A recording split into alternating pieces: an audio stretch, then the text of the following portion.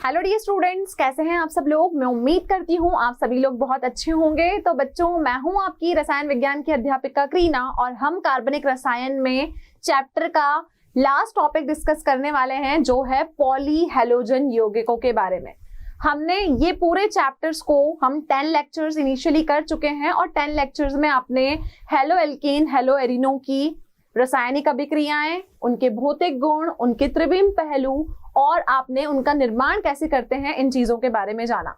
अब बच्चों, ये आपके चैप्टर का लास्ट टॉपिक है, लेकिन हम सोचते हैं कि ये हमारे एग्जाम पॉइंट ऑफ व्यू से इंपॉर्टेंट नहीं है, क्योंकि ये बहुत छोटा सा टॉपिक हमारी बुक में दिया जाता है। लेकिन ऐसा नहीं है, कभी कभी हमारे एग्जाम में कोई छोटा सा क्वेश्चन भी इस टॉपिक से उठ के आ जाता है, तो हमें इस टॉपिक को छोड़ना नहीं है। We have to study it as well as. Okay, तो स्टार्ट करते हैं पॉली हैलोजन यौगिक के बारे में। लेकिन एक छोटी सी बात मैं पहले आपको बता दूं कि पूरे पॉली हैलोजन यौगिकों को हम 6 ग्रुप्स में पढ़ेंगे, 6 ग्रुप्स में वर्गीकृत करेंगे। लेकिन पहले हम ये जान लेते हैं कि पॉली हैलोजन यौगिक आखिर होते क्या हैं। तो बच्चों, पॉली हैलोजन यौगिक, ठीक है, मैंने आपको बताया पहली क्लास में कि हैलोजन अगर मेरे पास में एक है, हैलोजन कितने हैं, एक है, तो मैं उसको बोलती थी मोनोहैलाइड। अगर मेरे पास हैलोजन 2 है तो मैं उसको क्या कहूंगी, डाइहैलाइड। हैलोजन 3 है तो मैं उसको कहती थी ट्राइहैलाइड। तो हमने मोनो, डाई और ट्राइहैलाइड सुना। लेकिन अगर हैलोजन 3 से ज्यादा हो गए तो हम उसको क्या बोलेंगे, उसको हम पॉलीहैलाइड बोलेंगे। तो कुल मिला के अगर हैलोजन परमाणुओं की संख्या किसी यौगिक में एक से ज्यादा है, एक से ज्यादा होगा तो हम उसको वहां पर पॉली बोल देंगे, वहां पे हम उसको डाई ट्राई नहीं कहेंगे। उन सबको हम पॉली हैलोजन यौगिकों की कैटेगरी में ही पढ़ेंगे। क्लियर? तो पॉली का मतलब एक से ज्यादा, हैलोजन मतलब हैलोजन की संख्या, और यौगिक का मतलब उनसे बनने वाले आपके गुण।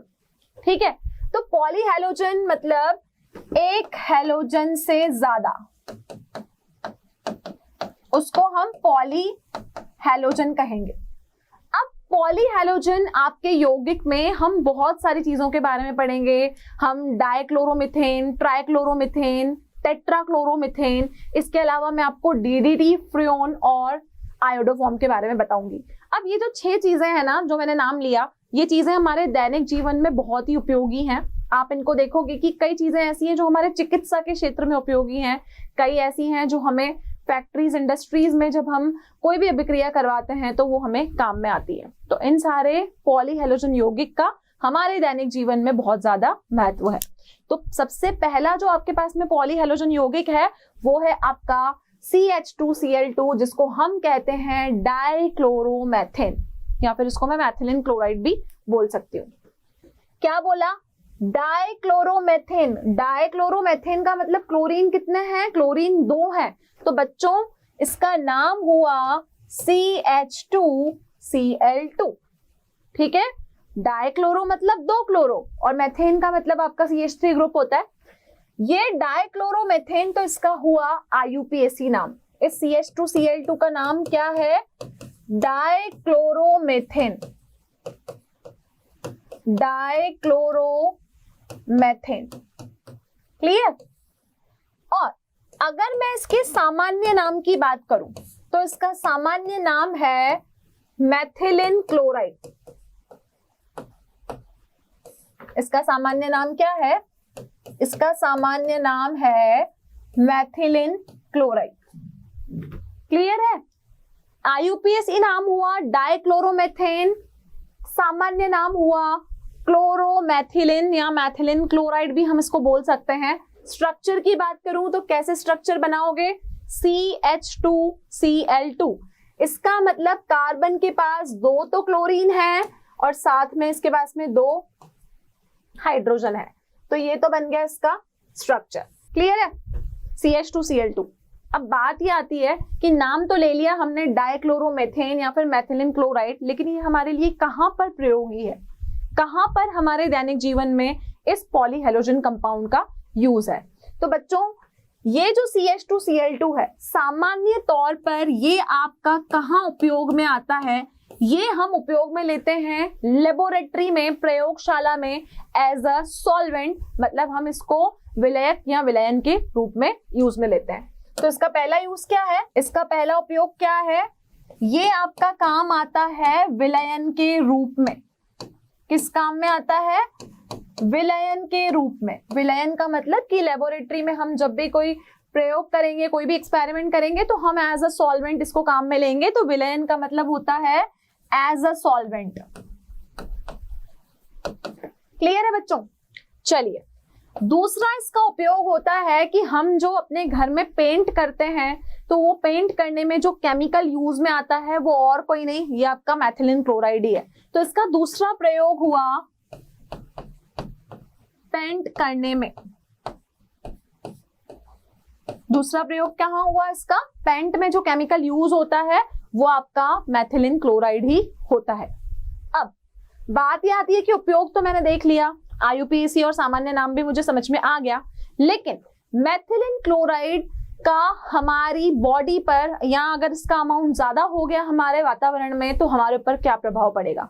तो बच्चों, अगर मैथिलीन क्लोराइड आपकी एटमॉस्फेयर में क्वांटिटी उसका बढ़ गई तो सबसे इंपॉर्टेंट चीज जो है, सबसे पहले तो आपकी देखने की क्षमता कम होती जाएगी, आपका विजन कम होता जाएगा।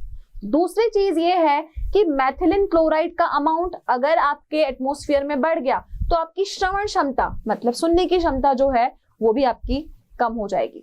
तो यहाँ पर इसके क्या प्रभाव हैं उनके बारे में पढ़ेंगे हम। प्रभाव, तो पहला प्रभाव ये है कि मैथिलीन क्लोराइड अगर हमारे वातावरण में मौजूद है, कम क्वांटिटी में है, उसका स्तर कम है, तो हमारी दृश्य क्षमता, दृश्य क्षमता मतलब देखने की क्षमता, हमारा विजन वो जो है वो हमारा कम होता जाएगा। ये हमारी दृश्य क्षमता को अफेक्ट करेंगे। दूसरी चीज, ये हमारी श्रवण क्षमता को अफेक्ट करेंगे। श्रवण क्षमता मतलब होती है हियरिंग, हमारे सुनने की क्षमता। तो ये इतना ज्यादा खतरनाक है, ये आपका पॉलीहेलोजन यौगिक इतना खतरनाक है कि अगर ये थोड़ी सी मात्रा में है तभी भी ये आपके हियरिंग और आपके विजन को अफेक्ट कर रहा है, देखने और सुनने की क्षमता को आपको कम कर रहा है। तो ये तो बात हुई कि अगर ये थोड़ा सा होगा तो ये क्या करेगा। अगर इसका अमाउंट ज्यादा हो गया, कम होने में तो हमने देखा कि काम कम अगर इसका अमाउंट है तो हम पार्शली, हमें हियरिंग इम्पेयरमेंट हो सकता है या हमारा विजन पार्शल हो सकता है। तो ये तो आपका प्रभाव था जब ये आपका CH2Cl2 एटमॉस्फेयर में कम है, ठीक है। लेकिन अगर इसका अमाउंट ज्यादा हो गया तो क्या होगा, अगर डाइक्लोरोइथेन का अमाउंट हमारे एटमॉस्फेयर में ज्यादा होता है तो बच्चों पहला प्रभाव इसका आपको ये देखने को मिलेगा कि मनुष्य को चक्कर आना शुरू हो जाएंगे। मनुष्य को चक्कर आना शुरू हो जाएंगे। ये इतना खतरनाक है कि चक्कर आना मनुष्य को शुरू हो जाएंगे। और दूसरा, हमारे हाथों की उंगलियों में कंपन होना शुरू हो जाएगा, हमारी हाथों की उंगलियों में कंपनाहट शुरू हो जाएगी। तो उंगलियों में कंपन होना, उंगलियों में कंपन होना, क्लियर है बच्चों। तो ये जो डाइक्लोरोइथेन है डाइक्लोरोमिथेन है CH2Cl2, इसका प्रभाव ऐसा है कि ये कम है तभी भी आपके दृश्यता और आपकी सुनने की क्षमता को प्रभावित करता है। लेकिन अगर इसका एटमॉस्फेयर में इसका अमाउंट ज्यादा है तो सबसे पहले तो मनुष्य को चक्कर आना शुरू होंगे और दूसरा प्रभाव क्या होगा कि उसके हाथों की उंगलियों में कंपन शुरू हो जाएगा। क्लियर। तो ये आपका पहला पॉलीहेलोजन यौगिक था जिसका नाम है डाइक्लोरोइथेन। डाइक्लोरो मतलब दो क्लोरीन, मिथेन मतलब यहाँ पे मेथेन ग्रुप है और इसको सामान्य नाम होता है मैथिलीन क्लोराइड। क्लियर। आगे बढ़ते हैं हमारे दूसरे पॉलीहेलोजन कंपाउंड की तरफ। हमारा दूसरा जो पॉलीहेलोजन कंपाउंड है उसका नाम है ट्राइक्लोरोमेथेन। क्या नाम है? ट्राइक्लोरोमेथेन। और इसको हम क्लोरोफॉर्म भी कहते हैं। क्या कहते हैं? क्लोरोफॉर्म भी कहते हैं। अब सबसे इंपॉर्टेंट चीज कि ट्राइक्लोरोइथेन मिथेन इसका नाम है, तो इसका फॉर्मूला क्या होगा, इसका सूत्र क्या होगा? तो बच्चों इसका सूत्र है CHCl3। CHCl3 मतलब ट्राइक्लोरो, 3 क्लोरीन किसके साथ? मिथेन के साथ। IUPAC नाम हुआ इसका ट्राइक्लोरोमेथेन। क्या नाम हुआ? ट्राइक्लोरोमेथेन। क्लियर बच्चों। और अगर मैं इसके सामान्य नाम की बात करूं तो इसका सामान्य नाम हुआ क्लोरोफॉर्म। क्लोरोफॉर्म नाम आपने सुना भी होगा। ये एक बहुत ही जहरीला, बहुत ही पॉइजनस सब्सटेंस हमारे नेचर में है। ठीक है, IUPAC नाम ट्राइक्लोरोमीथेन, सामान्य नाम क्लोरोफॉर्म। आगे बढ़ती हूं स्ट्रक्चर की तरफ। कैसे स्ट्रक्चर बनाएंगे?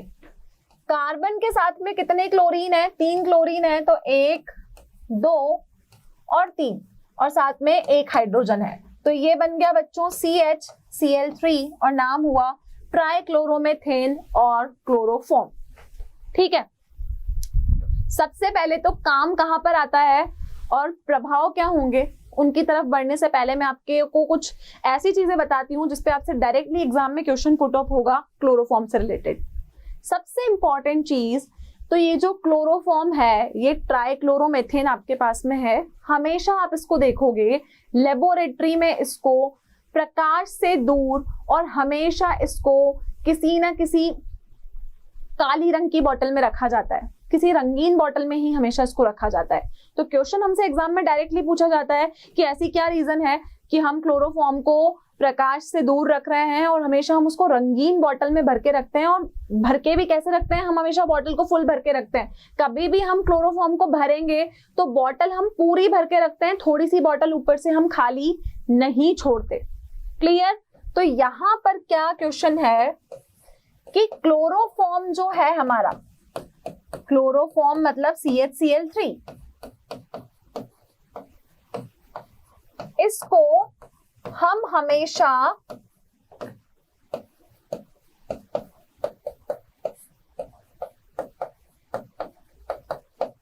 प्रकाश से दूर रंगीन बोतल में स्टोर करके रखते हैं।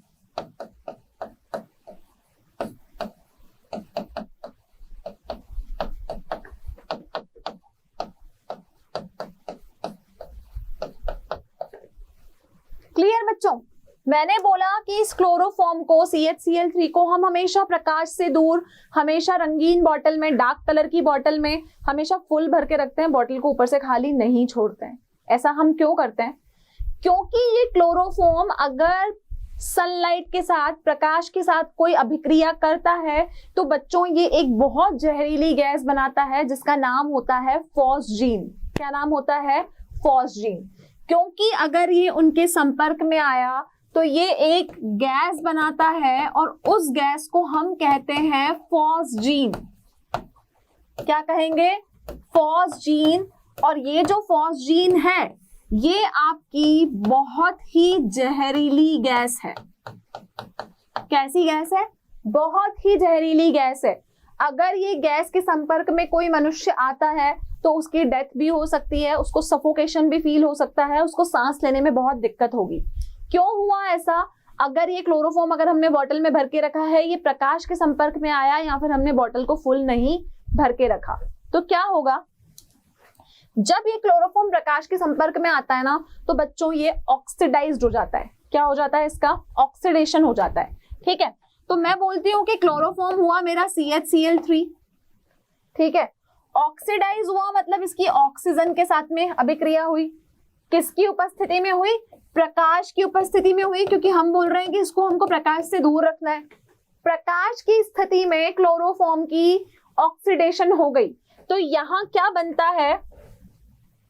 आप देखेंगे कि यहां से CO, Cl2 और HCl आपका बाहर निकल जाएगा। अगर मैं CHCl3 का ऑक्सीडेशन करूं तो CHCl3 हमारे पास में ऐसे है ना, CHCl3 हमारे पास में इस रूप में है। तो आप देखोगे कि ये जो HCl है ना, ये तो अलग हो जाएगा, ये साथ में क्या छोड़ देगा? ऑक्सीजन को इसके साथ में जोड़ के COCl2 बना लेगा। और ये COCl2 और कुछ नहीं है, ये आपकी कार्बोनिल क्लोराइड फॉस्जीन नाम की गैस ही है। क्या है ये? इसका नाम है फॉस्जीन। इतनी पॉइजनस है कि it can cause even a death of a person. एक पर्सन की डेथ भी हो सकती है अगर वो पर्सन इसके कांटेक्ट में आ गया। तो इसका नाम है फॉस्जीन, लेकिन जो मैंने इसका सूत्र यहाँ पे लिखा है उसके हिसाब से इसका नाम हुआ कार्बोनिल क्लोराइड। क्या नाम हुआ? Carbonyl chloride. क्लियर है बच्चों? तो हम हमेशा इस हम क्लोरोफॉर्म को हमेशा क्या करते हैं, प्रकाश से दूर रखते हैं, और हम जिस बॉटल में इसको रखते हैं वो भी हम रंगीन बॉटल रखते हैं ताकि वो प्रकाश के कांटेक्ट में नहीं आए, और हमेशा बॉटल को फुल भर के रखते हैं। क्यों फुल भर के रखते हैं? कि कभी इसका ऑक्सीडेशन हो जाए तो जो खाली जगह है वहां ऑक्सीडाइज होकर ये फॉस्जीन गैस ना बन पाए। क्लियर है? तो हमेशा क्वेश्चन एग्जाम में आपसे पूछा जाएगा कि क्लोरोफॉर्म को हम हमेशा प्रकाश की अनुपस्थिति में क्यों रखते हैं और हमेशा बॉटल को पूरा भर के क्यों रखा जाता है। तो रीजन क्या है? इसका फॉस्जीन गैस का निर्माण होगा जिसको हम कार्बोनिल क्लोराइड भी कहते हैं, और ये गैस बच्चों इतनी हार्मफुल है कि ये किसी पर्सन की डेथ भी हो सकती है। क्लियर? अब क्योंकि फॉस्जीन इतनी खतरनाक है, क्लोरोफॉर्म को रखना इतना टफ है और इतना हार्मफुल है हमारे लिए, तो क्या किया जाए कि हम क्लोरोफॉर्म को स्टोर करके रख सकें। अब बच्चों क्लोरोफॉर्म को स्टोर करके रखने का एक बहुत ही अच्छा तरीका है। तो बच्चों यहाँ पर एक फॉस्जीन नामक गैस बनेगी जो कि एक बहुत जहरीली गैस है, और इसके संपर्क में आने से हमें कई तरह की बीमारियों का सामना करना पड़ सकता है। तो अब आपने क्या देखा कि आपका जो क्लोरोफॉर्म है वो ऑक्सीडाइज होके प्रकाश की उपस्थिति में फॉस्जीन नाम की गैस बना रहा है। इसको आप कार्बोनिल क्लोराइड भी कहेंगे। क्लियर?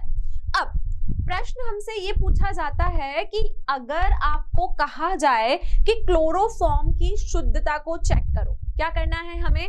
क्लोरोफॉर्म CHCl3 की शुद्धता को चेक करना है। तो क्लोरोफॉर्म की शुद्धता को चेक करने के लिए हम क्या करेंगे?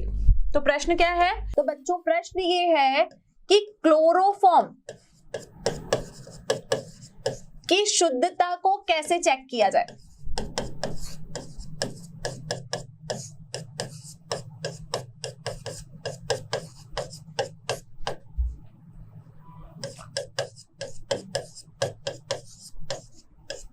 ठीक है, एग्जाम में डायरेक्टली आपसे क्वेश्चन पूछा जाएगा कि क्लोरोफॉर्म की शुद्धता को चेक करने के लिए आप क्या करोगे।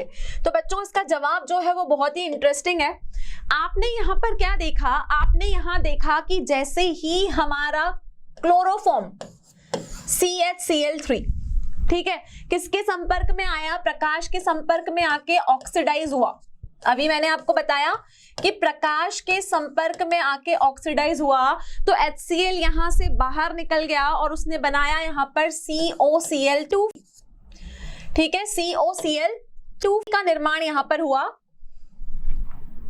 COCl2 का निर्माण यहां हुआ और HCl यहां से बाहर निकल गया, और मैंने बोला कि ये जो गैस बनी ये बनी हमारी फॉस्जीन।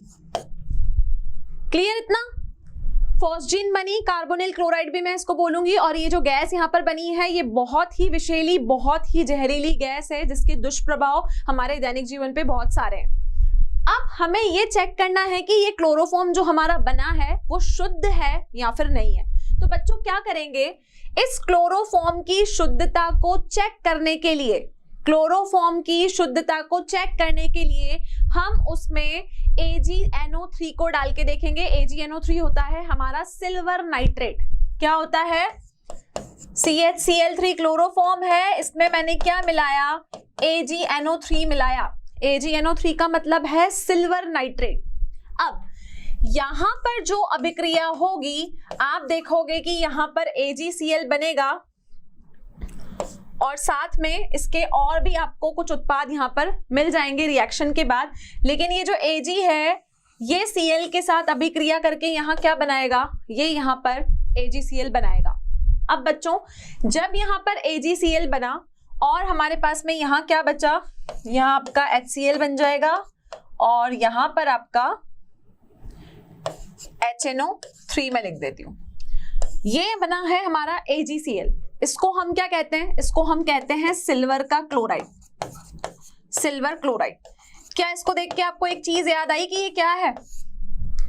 अगर आप जानते हैं कि AgCl जो होता है वो एक सफेद रंग का, श्वेत रंग का अवशेप होता है। अवशेप को हम इंग्लिश में प्रेसिपिटेट कहते हैं, PPT कहते हैं। जो चीज किसी सॉल्यूशन में, किसी विलय में नहीं घुल पाती वो वहां पर किसकी फॉर्म में नजर आती है? वो अपने इस रूप में नजर आती है कि वो वहां पर अवशेप बना के छोड़ती है। तो AgCl के हमें यहाँ पर क्या मिलेंगे?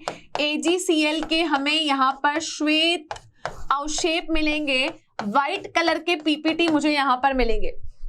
व्हाइट कलर के पीपीटी AgNO3 डालने के बाद अगर बनते हैं तो आप बोलोगे कि ये जो हमारा क्लोरोफॉर्म है ये कैसा है, ये अशुद्ध है। क्लोरोफॉर्म कैसा है, ये क्लोरोफॉर्म हमारा अशुद्ध है।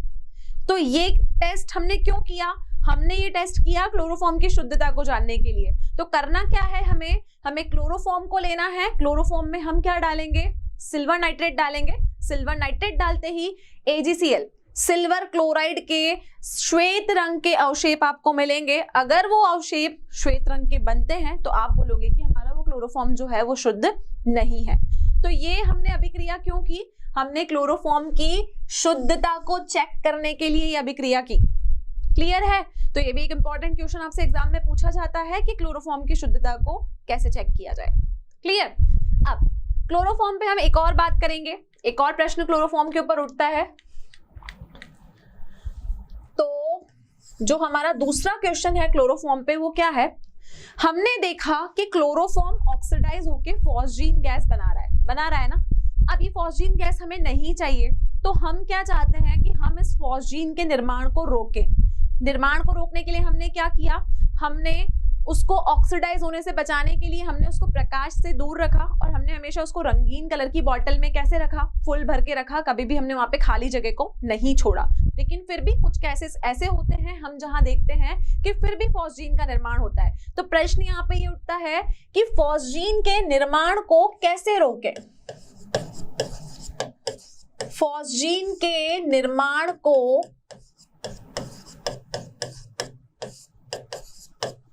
कैसे रोकें।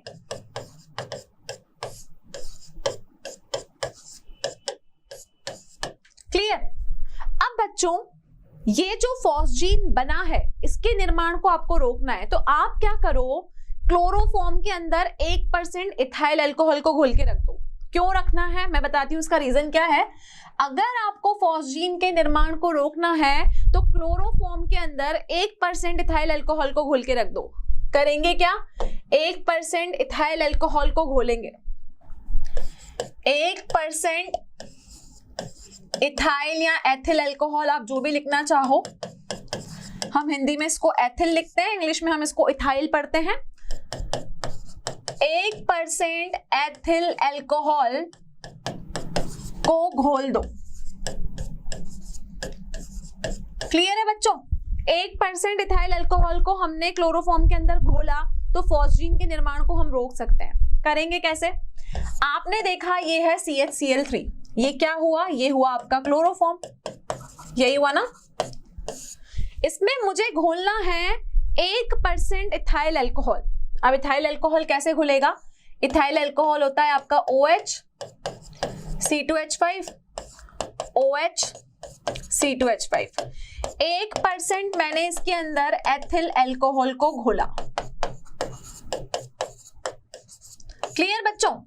अब 1% एथिल अल्कोहल को जब आप CHCl3 के अंदर मिलाएंगे तो यहां पर आप क्या देखेंगे, यहां पर आपका बनेगा C2H5 whole twice CO, O हो गई हमारे पास में, यहां पर CO हो गए 3, ठीक है। और यहां पर क्या बाहर निकल जाएगा, HCl आपका बाहर निकल जाएगा। यहां पर इस उत्पाद का निर्माण हो जाएगा। जैसे ही इसमें इथाइल अल्कोहल डाला ये उत्पाद आपका बन जाएगा और इस उत्पाद के निर्माण होते ही आप देखोगे यहाँ पे कोई फॉस्जीन नहीं बनी। तो फॉस्जीन के निर्माण को रोकने के लिए क्लोरोफॉर्म में क्या मिला दो, 1% एथिल अल्कोहल मिला दो, तो ये उत्पाद बनेगा और आपका फॉस्जीन यहाँ पर नहीं बनेगा। ठीक है। और दूसरा अल्टरनेट क्या है हमारे पास में कि हम जब भी प्रयोगशाला में फॉस्जीन को रखें तो हम उसको प्रकाश से दूर रखें, रंगीन बोतल में भर के रखें। क्लियर। अब मेन बात आती है कि हमने क्लोरोफॉर्म के ऊपर इतनी सारी चर्चा की, लेकिन ये क्लोरोफॉर्म जो है ये उपयोग में कहाँ आ रहा है और हमारी हेल्थ पर, हमारे स्वास्थ्य पर इसके क्या क्या इफेक्ट है। अब मैं बात करती हूं क्लोरोफॉर्म के उपयोग के बारे में। ठीक है बच्चों, क्लोरोफॉर्म जो है आपका, आप देखोगे कोई भी एल्केडिन, कोई भी वसा या आपकी किसी भी फैक्ट्री में आप देखोगे हम वसा के, एल्केलिडिन के विलयन के रूप में इनको क्लोरोफॉर्म को प्रयोग में लेते हैं। तो हम क्या करते हैं, एल्केलिडिन, इसका क्लोरोफॉर्म का प्रयोग वसा एल्केलिडिन के विलयन के रूप में होता है। किसके रूप में होता है, वसा एल्केलिडिन के विलयन के रूप में होता है। विलयन मतलब सॉल्यूशन, ठीक है। ये हम इसको फैक्ट्री में काम में लेते हैं जब हमें किसी चीज में क्लोरोफॉर्म की जरूरत पड़ती है। दूसरा, ये हुआ इसका पहला उपयोग। दूसरा, आप जानते हो कि एक आपके पास में फ्रेओन होता है। फ्रेओन नाम आपने नहीं सुना, नेक्स्ट टॉपिक हमारा फ्रेओन ही है, क्योंकि हम पॉलीहेलोजन योजकों की बात कर रहे हैं, पॉलीहेलोजन कंपाउंड्स की बात कर रहे हैं, तो इन यौगिकों में हम फ्रेओन को भी पढ़ेंगे। लेकिन अभी मैं आपको बता दूं कि आपकी जो रेफ्रिजरेटर है, घर में जो फ्रिज है, उसमें कूलिंग क्यों हो रही है, क्योंकि कूलिंग इसलिए हो रही है क्योंकि उसमें फ्रेओन नामक एक गैस है। तो इस क्लोरोफॉर्म का प्रयोग फ्रेओन को बनाने के काम में भी लिया जाता है, और जिस फ्रेओन को बनाते हैं ना, उस फ्रेओन का नाम है R22। क्या नाम है, R22। तो R22 फ्रेओन को बनाने में भी इसका बहुत ही इंपॉर्टेंट रोल है। क्लियर। अब उपयोग तो हो गए कि ये विलयन के रूप में काम आ रहा है, फ्रेओन को बनाने के काम में आ रहा है, लेकिन ये क्लोरोफॉर्म इतना खतरनाक है कि हमारे स्वास्थ्य के लिए बिल्कुल अच्छा नहीं है। तो आप ये देखोगे बच्चों कि अगर क्लोरोफॉर्म की मात्रा 1 ppm, 1 ppm समझते हो, 1 ppm का मतलब होता है कि 10 लाख में अगर 900 पार्ट भी क्लोरोफॉर्म का आपके वातावरण में, आपके एटमॉस्फेयर में है,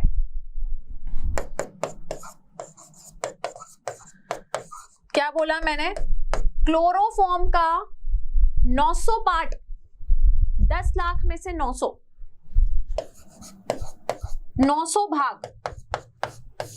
भाग भी अगर आपके वातावरण में है ना, तो आपको क्या होगा, आपको सिर दर्द होगा, आपको चक्कर आना शुरू हो जाएंगे। ठीक है। तो अगर 1 ppm पार्ट भी आपके एटमॉस्फेयर में क्लोरोफॉर्म का अगर आप सूंघ लेते हैं तो क्या होगा, आपको सिर दर्द होगा, और उसी के साथ आपको क्या होगा, चक्कर आना शुरू हो जाएंगे। क्लियर। ये तो थी इतनी मात्रा की बात।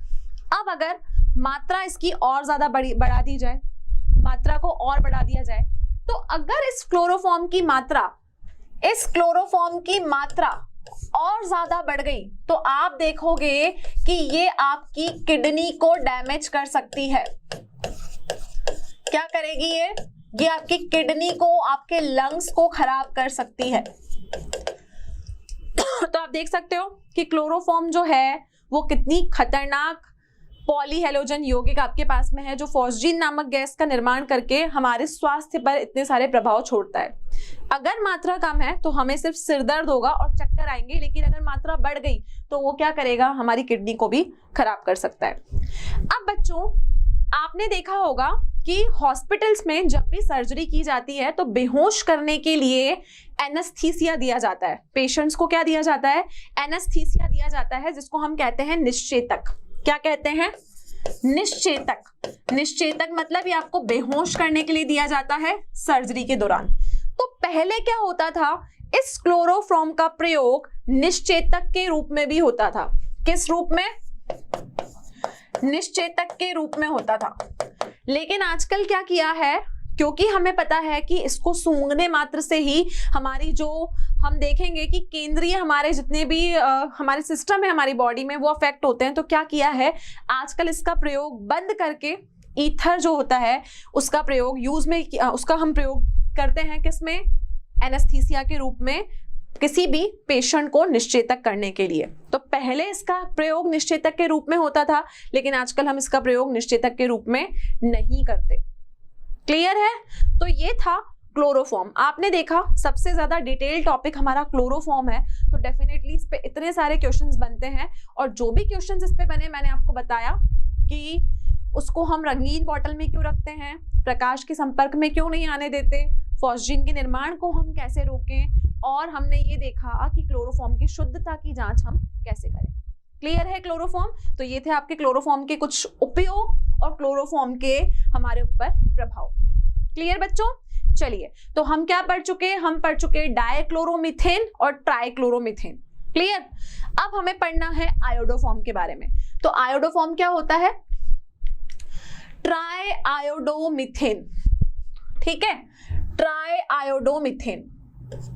सबसे पहले बात कर लेते हैं इसके आईयूपीएसी नाम की। आईयूपीएसी नाम बोला गया ट्राई आयोडोमीथेन।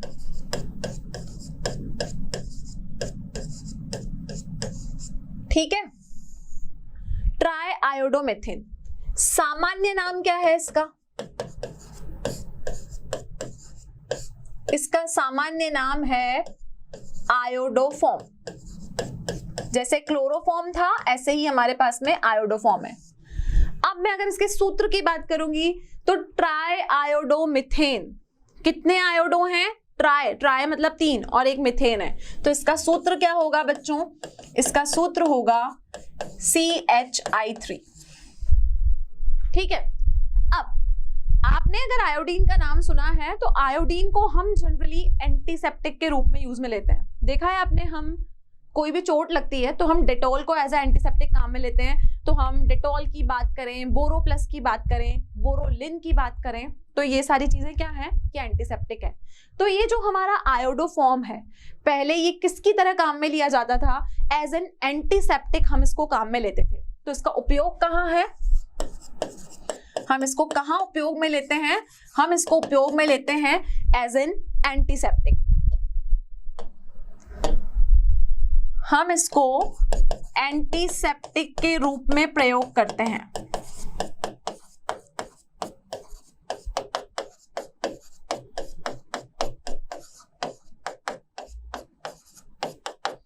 क्लियर बच्चों? तो इसका प्रयोग एंटीसेप्टिक के रूप में किया जाता है और एंटीसेप्टिक को हम हिंदी में कहते हैं पूतिरोधी। क्या कहते हैं? हम इसको कहते हैं पूतिरोधी। तो इसका प्रयोग एंटीसेप्टिक के रूप में, जैसे हमने डेटॉल, बोरोलिन, बोरो प्लस की बात की, आयोडोफॉर्म को भी हम ऐसे ही प्रयोग में लेते हैं। अब बच्चों मेन बात क्या है?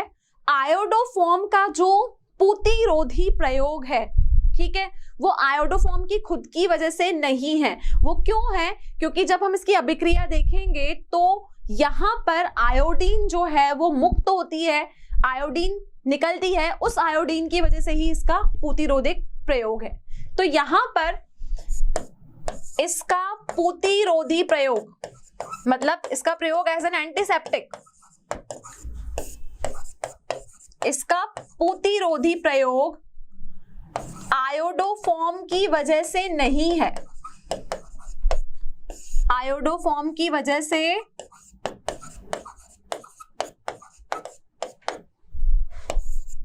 नहीं है। ठीक है, ये आपको ध्यान रखना है। CH3 इसका फॉर्मूला है, ये आयोडोफॉर्म है, लेकिन इसका जो पूतिरोधी प्रयोग है, एंटीसेप्टिक इसका जो रूप है, वो इस आयोडोफॉर्म की वजह से नहीं है, बल्कि किसकी वजह से है? यहां पर निकलने वाली मुक्त आयोडीन की वजह से है। किसकी वजह से है? मुक्त आयोडीन की वजह से है।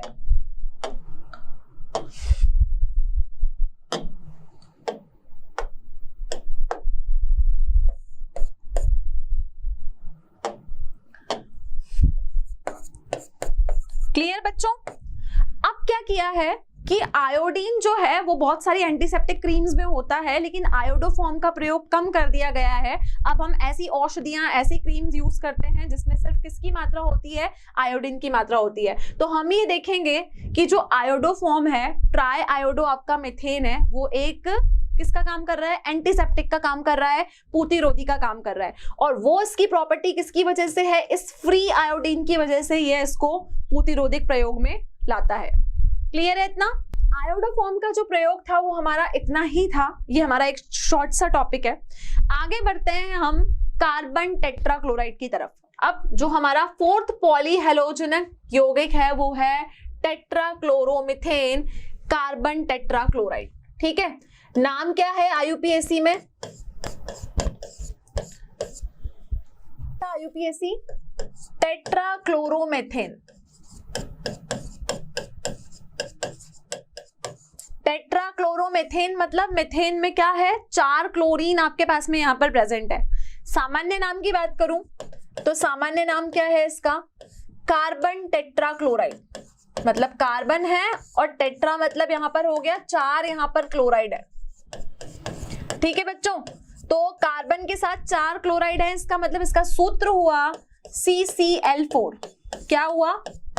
CCl4। स्ट्रक्चर मैं कैसे बनाऊंगी? एक कार्बन के पास में कितने क्लोरीन हो गए? 4 क्लोरीन हो गए। हो गई कार्बन की वैलेंसी पूरी, कार्बन के चारों बंध पूरे हो गए। कार्बन टेट्राक्लोराइड, टेट्राक्लोरोमीथेन हम इसको कहेंगे। अब सबसे पहले हम इसके उपयोगों की बात करते हैं। बच्चों, कार्बन टेट्राक्लोराइड जो है वो आपका अधिकतर क्या करता था, जैसे कि किसी चीज पर वसा के दाग हैं, कोई भी वसा के दाग धब्बे हैं, उनको मिटाने के लिए काम में लिया जाता था। ग्रीस वाले दाग हैं, उनको मिटाने के काम में लिया जाता था। इससे क्या करते थे? इससे हम कुछ क्या बनाते थे? हम इससे कुछ प्रतिशत भी बनाते थे। ठीक है, तो यहाँ पर इसका प्रयोग जो है, इसका सारा जो यूज है वो फैक्ट्री और इंडस्ट्रीज में काम आने वाला इसका यूज है। तो सबसे पहला इसका प्रयोग क्या है?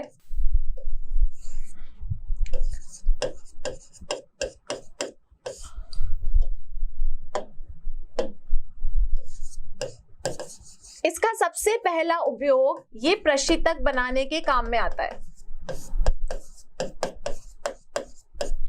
ठीक है, फैक्ट्री और इंडस्ट्रीज में इसका काम प्रशीतक के रूप में है। दूसरा ये है कि ये ग्रीस के धब्बे मिटाने का काम करता है।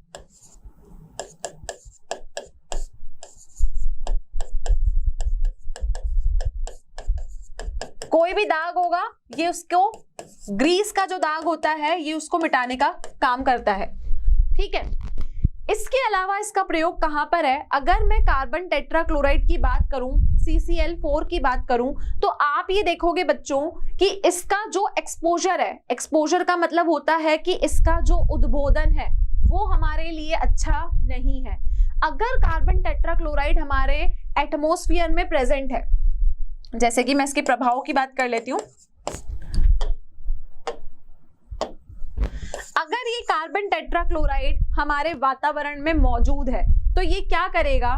सबसे पहले तो चक्कर आना, सिर दर्द होना, घबराहट होना, इसके प्रेजेंट होने के लक्षण है। मतलब अगर ये सब होगा, ये कार्बन टेट्राक्लोराइड हमारे एटमॉस्फेयर में होगा तो हमें इन चीजों का सामना करना पड़ेगा। फोर्थ है कि ये आपकी त्वचा के लिए बहुत खतरनाक है। अगर ये आपकी त्वचा पे लग जाता है तो आपकी त्वचा पे आपको घाव हो सकते हैं।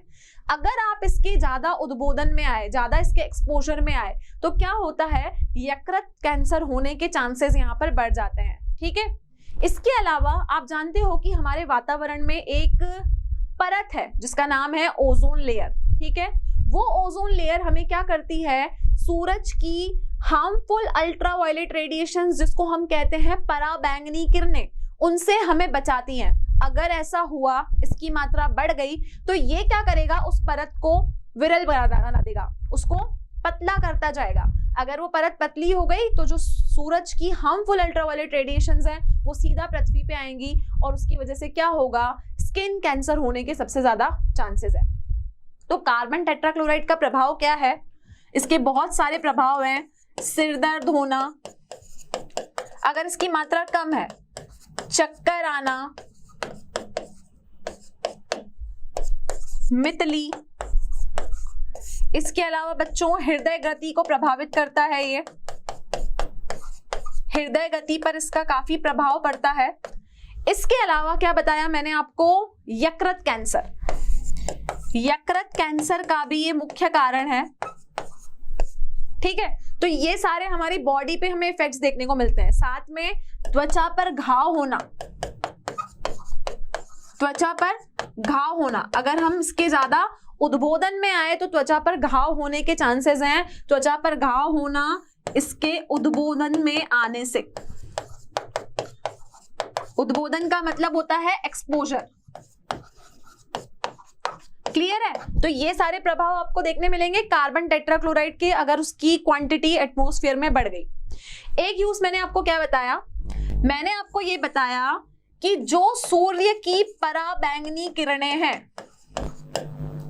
पराबैंगनी किरणें,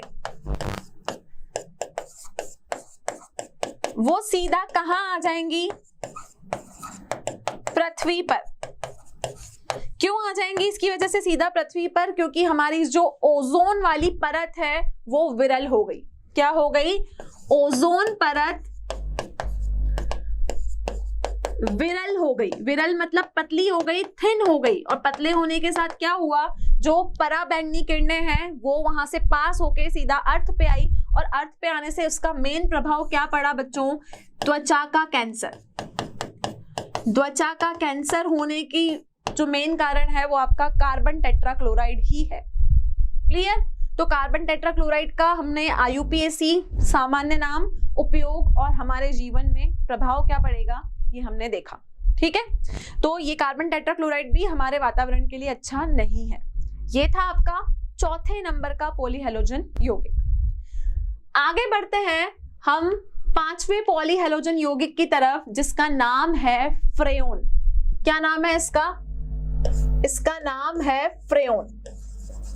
अब फ्रेओन की बात करते हैं। अब फ्रेओन का क्या मतलब है? फ्रेओन होता क्या है? तो बच्चों एथेन और मेथेन का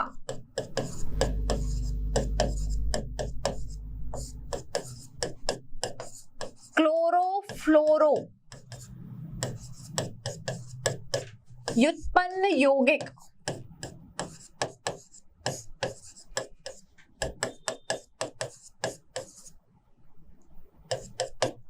फ्रेओन कहलाता है। तो फ्रेओन है क्या? फ्रेओन को हम कहते हैं CFC। क्या कहते हैं? फ्रेओन को हम कहते हैं CFC, और CFC का मतलब होता है क्लोरोफ्लोरोकार्बन। मतलब इसमें क्लोरो भी है, इसमें फ्लोरो भी है, और इथेन और मेथेन का व्युत्पन्न ये यौगिक है। तो एथेन और मेथेन का क्लोरोफ्लोरो व्युत्पन्न यौगिक ही क्या कहलाता है? फ्रेओन कहलाता है। इसको हम कहते हैं क्लोरोफ्लोरोकार्बन। क्लियर है बच्चों? ठीक है, चलिए अब जो हम सामान्य रूप से जो हम फ्रेओन यूज करते हैं, जो हम फ्रेओन उपयोग में लेते हैं, वो जो आपकी फ्रेओन होती है वो होती है CF2Cl2। ठीक है, डाइक्लोरो डाइफ्लोरो मेथेन। अब इसका जो प्रयोग है वो कहां पर है? इसका हम जनरली जो प्रयोग करते हैं वो उद्योगों में करते हैं। उद्योगों में जो ये फ्रेओन काम आती है, उद्योगों में इसका प्रयोग है CF2Cl2 का। फ्रेओन हुआ क्या? क्लोरोफ्लोरोकार्बन। तो ये एथेन और मेथेन से उत्पन्न यौगिक है। क्लियर है? अब विश्व में जब लगभग 1974 में हमने ये इसका अनुमान लगाया, तो हमने ये पाया कि जो एटमॉस्फेयर है उसमें लगभग हमारे पास में जो है वो 20 पाउंड से भी ज्यादा फ्रेओन गैस अवेलेबल है। ठीक है, अब इसकी बात करें कि ये उपयोग में कहां आ रही है। सबसे पहले तो आप एरोसोल में इसको काम में लेते हो। एरोसोल का क्या मतलब है? एरोसोल का मतलब है कि जब हम देखते हैं कि हमारे फ्रिज का जो कंप्रेसर होता है उसमें जो गैस है जो हमारी फ्रिज को कूल रखने का काम करती है, वो कौन है? वो क्लोरोफ्लोरोकार्बन ही है, वो फ्रेओन ही है। हमारे एयर कंडीशनर के जो कंप्रेसर में जो हमारी गैस है जिसकी वजह से हमारा जो रूम है वो ठंडा हो जाता है, वो गैस भी कौन सी है? वो गैस भी आपकी फ्रेओन है। तो बच्चों फ्रेओन सबसे पहले एरोसोल में प्रयोग होती है। दूसरा इसका उपयोग कहां पर है? प्रतिशत के रूप में इसका प्रयोग होता है, और वायु को शीतल करने में इसका मेन उपयोग है। तो फ्रेओन इन तीनों चीजों में ज्यादा उपयोग में आती है। अब क्या है कि जब मैं फ्रेओन की बात करूंगी तो ये जो फ्रेओन है ये क्या करती है? ये आपके वायुमंडल से शोभ मंडल में जब चली जाती है, कहां जाती है? आपके एटमॉस्फेयर से जब स्ट्रेटोस्फीयर में चली जाती है। जब ये वायुमंडल से कहां जाएगी? शोभ मंडल। कहां जाएगी? शोभ मंडल में। तो बच्चों जब ये वायुमंडल से शोभ मंडल में जाती है तो वहां पर ये मूलक चेन रिएक्शन करती है, मूलक चेन अभिक्रिया करती है, जिसकी वजह से जो आपकी ओजोन की परत है वो काफी प्रभावित होती है। तो इसके प्रयोग से जो सबसे ज्यादा नुकसान है वो किसको हो रहा है? हमारी ओजोन की परत को। तो वायुमंडल से शोभ मंडल में जब ये फ्रेओन पहुंचती है तो वहां पर इसकी क्या होती है? मूलक अभिक्रिया। और इस मूलक अभिक्रिया के होने के कारण ये वहां पर क्या करती है, ओजोन को प्रभावित करती है। ओजोन को क्या करेगी, प्रभावित करेगी। क्लियर है? अब ओजोन प्रभावित हो रही है, ये तो इसका बहुत बड़ा नुकसान है। अब बात ये आती है कि ये जो फ्रेओन है इसको आप औद्योगिक लेवल पे इसको बनाते कैसे हो। तो बच्चों इसको जो बनाने का तरीका है वो है स्वार्ट्ज की अभिक्रिया। स्वार्ट्ज की अभिक्रिया मैं आपको पिछले लेक्चर्स में बता चुकी हूं। तो कार्बन टेट्राक्लोराइड का प्रयोग करके, इससे पहले जो मैंने आपको बताया कार्बन टेट्राक्लोराइड, उसका प्रयोग करके हम स्वार्ट्ज अभिक्रिया से इस फ्रेओन को बना सकते हैं। कैसे बनाएंगे इसको? स्वार्ट्ज अभिक्रिया से आप इस फ्रेओन को बना सकते हो। तो सिंपल है, फ्रेओन का मतलब होता है CFC, क्लोरोफ्लोरोकार्बन। जनरली जो औद्योगिक लेवल पे आपको काम आता है CF2Cl2 आता है। और ये जो फ्रेओन है ये आपका इथेन और मिथेन का क्लोरोफ्लोरो व्युत्पन्न यौगिक है, लेकिन फिर भी ये हम इतना इसका प्रयोग कर रहे हैं कि हमारी ओजोन की परत के लिए हानिकारक है। क्लियर? चलिए आगे, ये था हमारा 5th नंबर का पॉलीहेलोजन यौगिक। अब हम आगे बढ़ते हैं, जो हमें लास्ट पॉलीहेलोजन यौगिक को पढ़ना है वो है हमारा DDT। DDT का नाम सभी ने सुना होगा, तो DDT को अब हम विस्तार में पढ़ते हैं। तो लास्ट जो हमारा पॉलीहेलोजन यौगिक है वो है हमारा DDT। अब DDT क्या होता है बच्चों? ये सबसे पहले आपका प्रथम क्लोरोनीकृत मतलब पहला क्लोरीन से बना हुआ कीटनाशी है। क्या है? प्रथम क्लोरोनीकृत कीटनाशी, नाम है DDT। और DDT का मतलब होता है डाइक्लोरो डाइफेनिल ट्राइक्लोरो एथेन। मैं दोबारा बताती हूं, DDT क्या मतलब हुआ? मतलब हुआ dichloro diphenyl trichloro, full form आपको इसकी याद रखनी है, और एथिन मतलब इथेन। ठीक है? D मतलब डाइक्लोरो, D मतलब डाइफेनिल और T मतलब ट्राइक्लोरो इथेन। ये आपका प्रथम क्लोरोनीकृत कीटनाशी है। इसका मतलब इसका प्रयोग क्यों किया गया? कीटनाशी के रूप में किया गया मच्छरों को, या फिर आप ऐसे जो मच्छर हैं जो बहुत सारी बीमारियां फैलाते हैं, स्पेशली इसका प्रयोग जो है वो द्वितीय वर्ल्ड वॉर के बाद किया गया। द्वितीय विश्व युद्ध जो था उसके बाद मलेरिया को फैलाने वाले जो मच्छर उत्पन्न हुए उनको मारने के लिए इसका प्रयोग किया गया। अब बच्चों हुआ क्या था? सबसे पहले इसका प्रयोग कीटनाशी के रूप में 1873 में हुआ। ठीक है? ये कीटनाशी के रूप में सबसे पहले कब प्रयोग में आया? 1873 में। लेकिन हुआ क्या? 1939 में स्विट्जरलैंड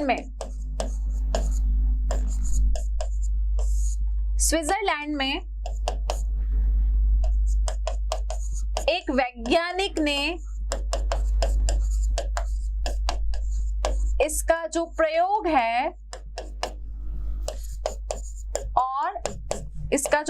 है उन वैज्ञानिक का नाम था मूलर, और मूलर ने इसके जो प्रयोग है उसको कंफर्म कर दिया कि हम इस DDT को कीटनाशी के रूप में प्रयोग कर सकते हैं। तो मूलर ने इसे पहचान दी। क्लियर बच्चों? DDT आपका प्रथम क्लोरोनीकृत कीटनाशी है, डाइक्लोरो डाइफेनिल ट्राइक्लोरो एथेन। लेकिन क्या है, 1939 में स्विट्जरलैंड में एक लेबोरेटरी में, एक प्रयोगशाला में इसके ऊपर एक्सपेरिमेंट किए गए, और मूलर नाम के एक साइंटिस्ट ने इसको क्या दी? फाइनली इसको पहचान दी कि हम इसको प्रयोग में ले सकते हैं। इसका जो सबसे ज्यादा प्रयोग आया वो कब आया?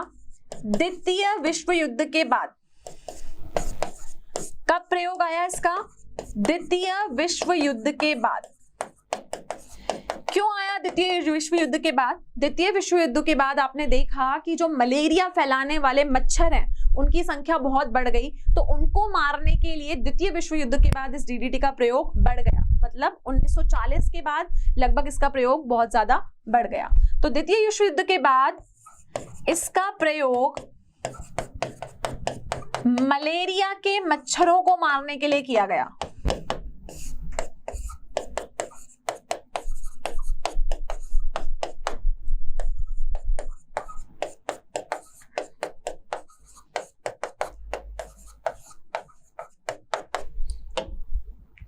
बच्चों, मलेरिया के मच्छरों को मारने के लिए इसका प्रयोग जो है वो किया गया द्वितीय विश्व युद्ध के बाद, लेकिन बाद में ये पाया गया कि ये जो डीडीटी है ये क्या कर रहा है, इसमें उपनायन की जो कंडीशन है, उपनायन की जो प्रॉपर्टी है वो नहीं है। ये बहुत सारे जीव जंतुओं के लिए बहुत हानिकारक हुआ, स्पेशली जो मछलियां हैं उनकी जाति के लिए, उनकी प्रजाति के लिए, उन जीव जंतुओं के लिए जो पानी में रहते हैं उनके लिए खतरनाक साबित हुआ। इसकी वजह से बहुत सारी मछली की प्रजातियों की मृत्यु भी हो गई। तो इस डीडीटी के प्रयोग से हुआ क्या, इसके अंदर उपनायन की विशेषता या हम कह सकते हैं इसकी प्रॉपर्टी नहीं है। ठीक है, उपनायन की विशेषता नहीं होने के कारण कुछ जीव जंतु, कौन से जीव जंतु, जैसे मछलियां, मछलियों के लिए ये हानिकारक रहा, मछलियों के लिए ये हानिकारक रहा, क्योंकि ये हम जानते हैं केमिकल है, तो ये सब जीव जंतुओं के लिए सही नहीं रहा। मलेरिया के मच्छरों को तो हमने इससे भगा दिया, लेकिन ये मछलियों के लिए सही साबित नहीं हुआ। तो हुआ क्या बच्चों, हमने क्या देखा 1873 में तो इसको हमने पहचान लिया था, लेकिन इसको जो सही नाम मिला वो 1939 में मिला। लेकिन हुआ क्या, विश्व युद्ध के बाद इसका प्रयोग बढ़ा दिया गया क्योंकि मलेरिया के मच्छरों को मारना था। तो बच्चों 1973 में, 1873 में तो इसको मान्यता मिली कि हम इसको प्रयोग में ले सकते हैं, लेकिन 1973 में आपने क्या देखा कि जो संयुक्त संघ है उन्होंने डीडीटी के प्रयोग पर प्रतिबंध लगा दिया, उसको बैन कर दिया। क्या करा, डीडीटी के प्रयोग पर प्रतिबंध लगा दिया। ठीक है, क्यों लगा दिया, क्योंकि ये कुछ जीव जंतुओं के लिए काफी हानिकारक था। क्लियर है। अब बच्चों डीडीटी डाइक्लोरो डाइफेनिल ट्राइक्लोरोइथेन में अगर इसके सूत्र की बात करूं, उसके स्ट्रक्चर की फॉर्मूला की बात करूं, तो इसका स्ट्रक्चर आप कैसे बनाओगे, देखिए हम कैसे डाइक्लोरो डाइफेनिल ट्राइक्लोरोइथेन को बनाएंगे। सबसे तो पहले आपके पास में है डाइक्लोरो डाइफेनिल, ठीक है, तो ये तो हो गई दो फिनाइल की रिंग मेरे पास, डाइक्लोरो डाइफेनिल। ठीक है, अब हमारे पास में हमने यहां से इसको ऐसे किया, कितने क्लोरो हैं, 3 क्लोरो हैं, तो 3 क्लोरो कैसे लगेंगे, ये रहे आपके 3 chloro, dichloro diphenyl trichloro ethane. क्या हुआ, डाइक्लोरो डाइफेनिल, फेनिल 2 है, ट्राइक्लोरो और क्या है, एथेन।